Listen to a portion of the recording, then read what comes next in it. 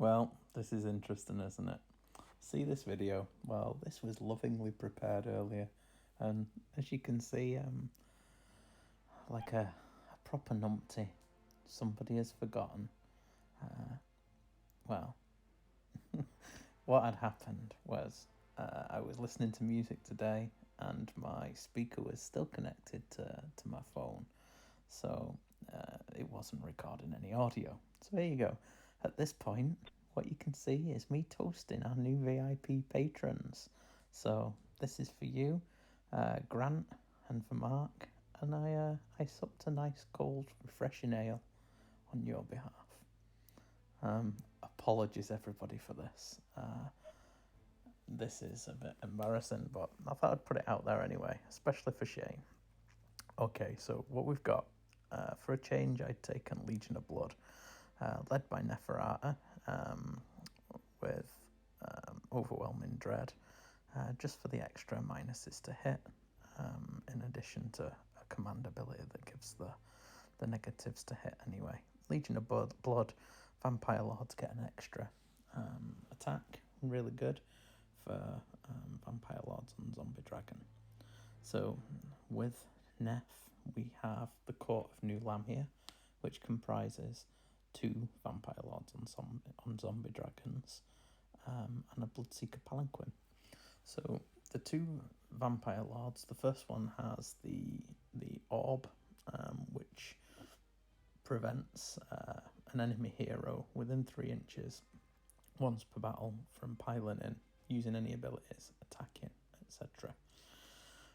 The other has got the Soulbound Garments for reroll ones.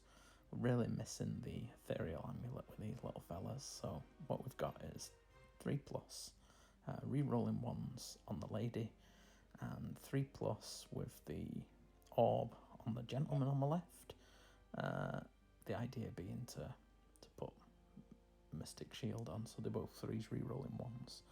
The Palanquin has Vile Transference for a bit of healing buffs and to buff up the rest of the unit. The 2 Vampire Lords have pinions for the additional movement. When you're within a certain range of the Palanquin, you get an extra 4 inches to your movement, and there's also some other buffs in terms of Nef can reroll hits against heroes within range, and some other bits and pieces. So the rest of the army is made up primarily from just chaff. We've got 2 units of 10 zombies and a unit of 10 direwolves. In addition to that, we have some Geminids for another -1 to hit, because, well, we stack it all. So there you go, you can see the army there. Pretty worried in this one, because what you've ended up having is a really tanky, punchy core to your army, but if you don't wipe out your opponent quick, your stuff falls. And so what was he against? Apologies again to Shane. You're not getting to hear his glorious voice. You're having to put up with me, and hopefully not too many people hit the dislike button. Just bear with me. So what Shane had brought was the Multitudinous Host. He'd brought 2 20s of pinks, 10 of pink, 2 10s of brimstones, 2 10s of blue. He'd taken a Balewind, and he had taken an extra command point plus 2 Sangor Shamans on discs. Now the big issue for Shane was that he's got a great little army here. He put quite a lot of effort into building it for a tournament we went to, but unfortunately he hasn't got the blues and the brims for the splitting. So it's like 100 wounds is supposed to be in each of those units of 20, and he's just sitting there on 20, so he's really hamstrung himself to that effect, and we talked quite a lot about that during the battle. Played a big part, really, because he's paying points in effect for a unit of 20 pinks that can then split into 40 blues that then goes into 40 brims, and he was just getting the first bit and getting the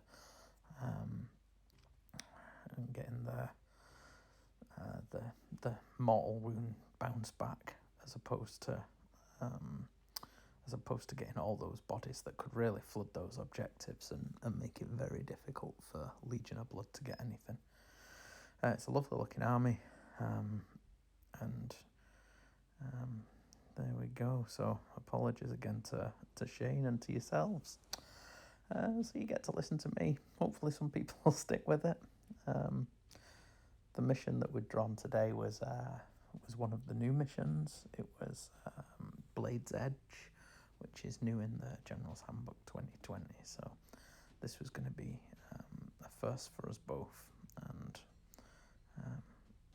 yeah, we'll go into that. So apologies there, I don't have with me what Shane had taken, so in terms of artifacts, but there's a little visual candy for you. So it's the table. So what we've got is it's set up with the 6 objectives. The way that that Blade's Edge works is that from the second turn onwards, whoever's going to go second in that turn chooses an objective to remove from play. At the end of each of your own turns, you score a point for each objective. We've got the scenery down. There's various scenery. We're in the realm of Ulgu, so everything's overgrown, which could help against the shooting attacks. In terms of other key pieces, the big standing stone at the back there's commanding. There's a sinister bone circle. The village off to the far left is arcane. There's a river down the middle, because who doesn't like a river? Aside from that, there was one healing village as well there in the centre. The other group of huts. So yeah, this is a key new mission. It looks good. Really enjoying the new General's Handbook missions. We rolled for sides and we began to deploy. So Shane was only 2 drops versus my 4 drop list. The Court of New Lamia is 1, and then there's the 2 units of zombies and the unit of dire wolves. So Shane dripped his models out to make sure that he outdropped me, and at the end of this, he in effect got to choose who went first.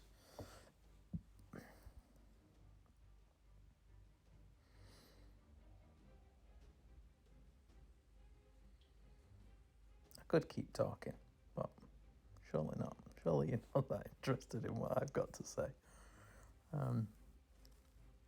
Without the mini mag trays there, or movement trays, Shane was struggling a little, I suppose, to for the initial setup, but it's not too bad.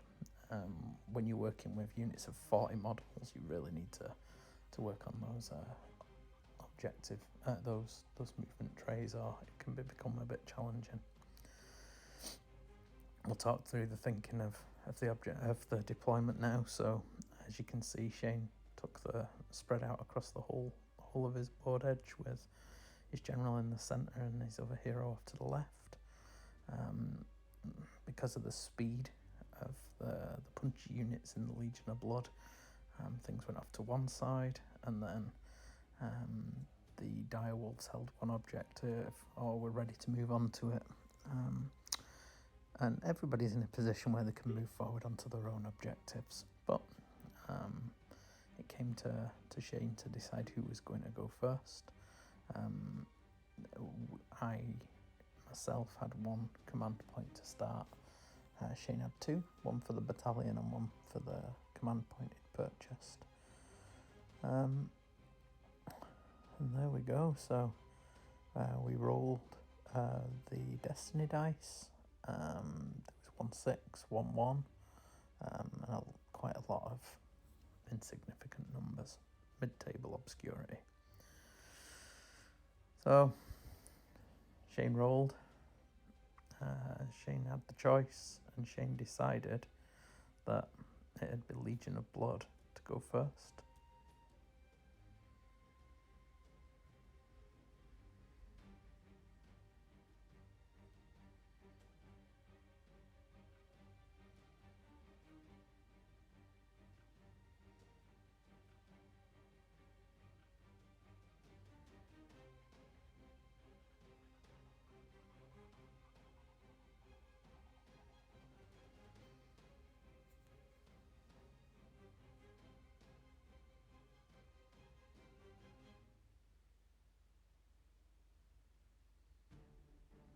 Okay, so Legion of Blood turn 1. Just move the direwolf forward slightly to claim that objective. Same with the zombies, just putting the rim of the base within 6 to claim it. Moving up the centre, well, on the right hand side first of all, the zombies again move up to just claim that objective. Up the centre goes the fist. We've got the soulbound garments. Vampire Lord is ethereal, has Dread Knight. He's re-rolling ones for the garments. There's Mystic Shield on the other Vampire Lord and Zombie Dragon. They're all +1 attacks, which makes them really, really punchy. They get to breathe as well. Pestilent Breath. It took a couple of turns before I realised that there's no rend in Shane's army, so I was just giving him fate points by casting spells. There was a bit of breathing. In went the 2 dragons. 1 dragon, just to make sure I put all the attacks from the Vampire Lord with the soulbound garments onto the enemy general, which, well, the dragon didn't even get to attack, to be honest. The Death Lance took off the enemy general, and then the other dragon wiped out the unit of pinks, and that was all that there was for charging, really. So what we ended up seeing was the center of the multitudinous host collapsing, and there was quite a lot of damage done, to be honest. With an extra, I think there was overkill by about 8 wounds, but even so, there would have still been a significant amount of blues there had they been in the box for redeploying and summoning. So as I said earlier, this really is a hamstrung version of this list, but we were just using what Shane had at hand. He did a couple of wounds back to one of the Vampire Lords, but no, it's quite conclusive. 2 Vampire Lords are always going to do some damage. On turn 1, Legion of Blood claimed 4 of the objectives and scored 4 points.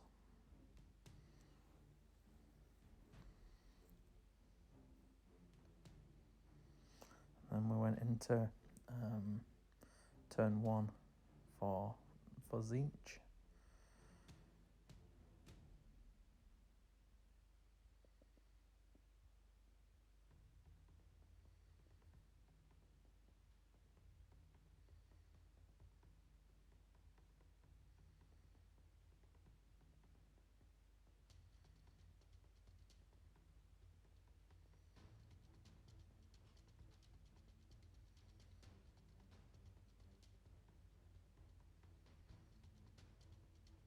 Yep, so turn 1 for Tzeentch. On each flank, the blues and brims moved forward. They ran on this flank, taking the objective. The blues moved round, ready to do some shooting against the Vampire Lord and Zombie Dragon.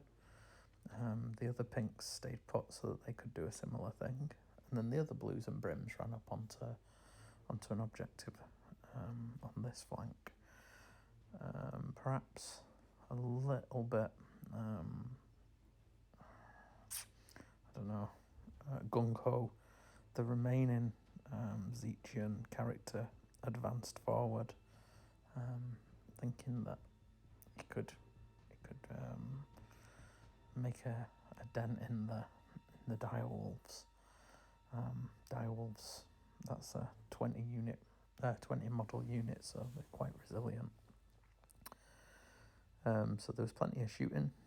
There was some spell. There was a spell to give +1 to hit. But 3s, re-rolling 1s, and then a 6-up is pretty tough. So you don't really need the Ethereal Amulet in a game like this. So at the end of shooting, you can see there that there were some additional wounds. Each of the little red dice are used as wound markers by myself when I'm playing these games. 1 dice equals 1 wound. It makes it easy for me to keep track, and I don't have to worry about knocking them. At the end of that turn, Tzeentch scores 2 points, and at the end of turn 1, it's 4 points to 2. And we move to, hopefully I'm timing this right, we look to roll for priority to see who's going to go first and who's going to choose an objective. And Shane chose to remove that objective there. Remove the objective. Legion of Blood went first.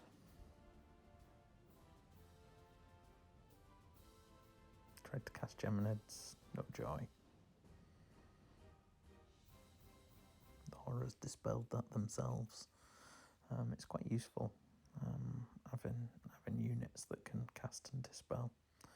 You can see here that I was being particularly aggressive with the big punchy unit, so there we go. Looking across the board, Neferata moved over to face off against the remaining Tzeentchian hero. She was quite confident she was going to do stuff there. The direwolves ran round and got 5 of the models with the bases on the objective. Same in the middle with the zombies. These zombies didn't quite make the run, fell short.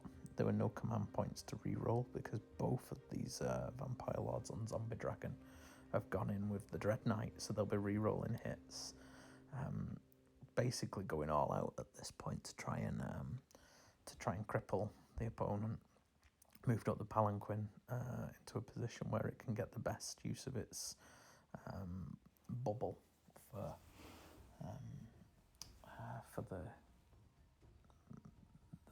its shooting attack, the whale.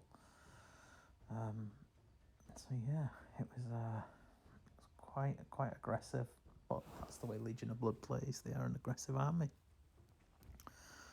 Shooting, Legion of Blood, if you're within range of a Legion of Blood character or unit, you're minus to your bravery, which helped with the whale attacks. You can see here that then the dragons did their thing.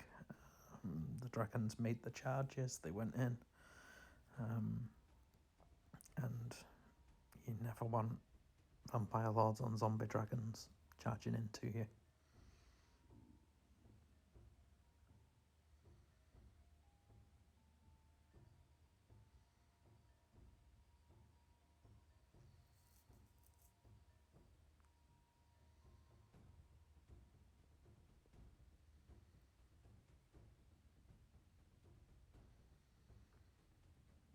Yeah, so as the combat phase draws to a close, you can see there's quite a few models that have been taken off. So first of all, you can see that there's a distinct lack of blues in front of the Palanquin. All of those pinks are dead from one. Pinks are dead from this side. Neferata has killed the remaining hero. And yeah, it was pretty devastating, really. What you've got left is pink and blue, brimstones and blues on one flank, brimstones and blues on the other flank. And that big pile you can see there at the top, unfortunately is dead. But it's never over, and there's a fair few turns left to go. But yeah, priority is going to play a significant part here. The forces, the Legion of Blood, continue to hold one objective there. They managed to go up to 7 points, based on what was taken and what was held. So at the moment it's 7 points to 2, going into Tzeentch turn 2.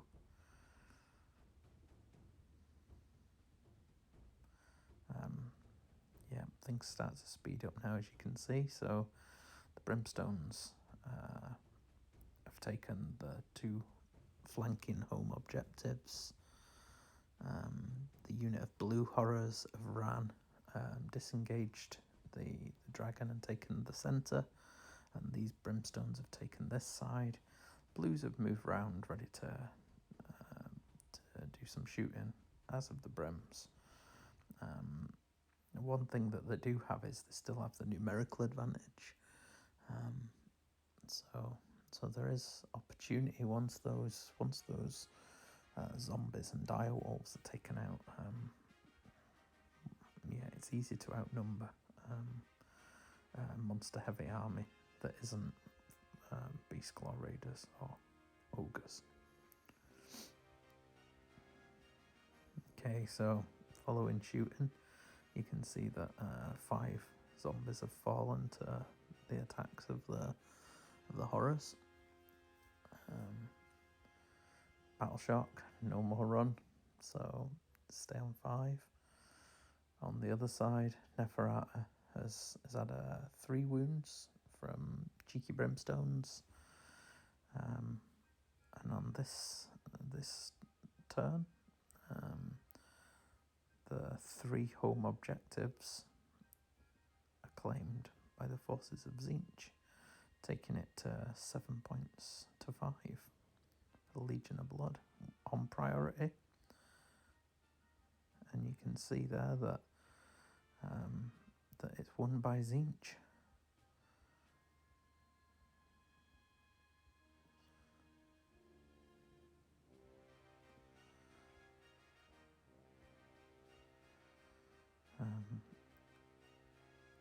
Decided to remove the other objective closest to the camera here, because that's where the horrors were furthest out of position. What you can see has happened is there was some really clever movement here from Shane, and what he managed to do in effect, well, on the objectives, all 4 objectives were taken from the use of a destiny dice to run with 1 unit and a high enough roll with the other unit. So what Shane managed to do was to he knew he was going to score all 4 points. No intention of engaging, which was really good. He was playing the points game, and then in securing all 4, it just meant that it wasn't going to run away with it itself, the game, keeping himself in it as long as he could. What he did on this flank, he on the other side, he knew he had to get his models back into the game because they were quite isolated. So he did do some shooting, but then when we come to the view here, you can see he charged with both units into 1 remaining zombie after shooting, getting a 7 and an 8. So he moved 7 and 8 inches across. The Brims wiped out the zombie, and then the Blues still piled in. So he managed to wring out an extra 3 inches. So he used the mechanics of the game to in effect reposition and draw his models further closer to where he needed them, to start to try and to flood those objectives, knowing that if he could take out another unit of zombies, he might be in with a bit of a chance for scoring. So the end of that turn, let me just see. It goes next to Legion of Blood turn 3. After scoring 4 points there.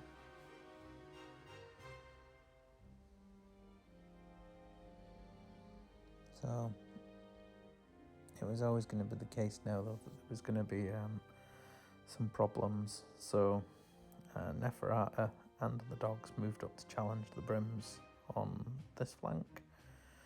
The 2 dragons moved to challenge the blues in the middle, and the Geminids were popped, and the palanquin moved to isolate and to block off the Brims on the other side. At this point, all of Shane's models were, each unit was -1 to hit, either from Geminids or from Neff, and she rolled the big roll for Overwhelming Dread, so it applied to two units. So you can see after a combat phase, Neff's cleared off that. The dragons have cleared off the centre. Nothing's been done to the units on the far right, except the Scream did 3 mortal wounds to each. Again, owing to the fact that it was a 10 that needed to be rolled instead of an 11 to do it. Rolled really high with those. At this point, the Legion of Blood managed to score all 4 points, with the direwolves on 1, Neff on another, dragons on 1, and zombies on the other. So it was 4 more points, taking the total to 11 to 9, I think it was, at this point.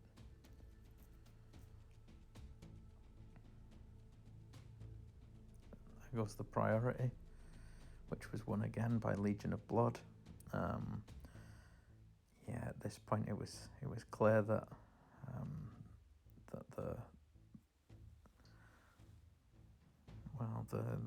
you can see the objective there that was chosen to be removed from beneath the direwolves. Again, just bringing into play the likelihood that he's never going to be able to go over and challenge those anymore. But the writing's on the wall at this point, as you can see. Legion of Blood moves over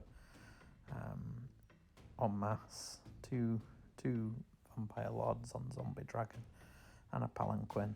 They charge in after shooting, and swiftly the models are dispatched, leaving none on the board from the forces of Tzeentch. The chicken dog watches on. So yeah, that's another 3 points to the Legion of Blood. And then for turn 5, there'd have been another 2 points. So obviously this isn't really a fair representation of what this army can do. We talked about this extensively. Shane wasn't even really playing with half of what his army can do, so I think he played really well, considering.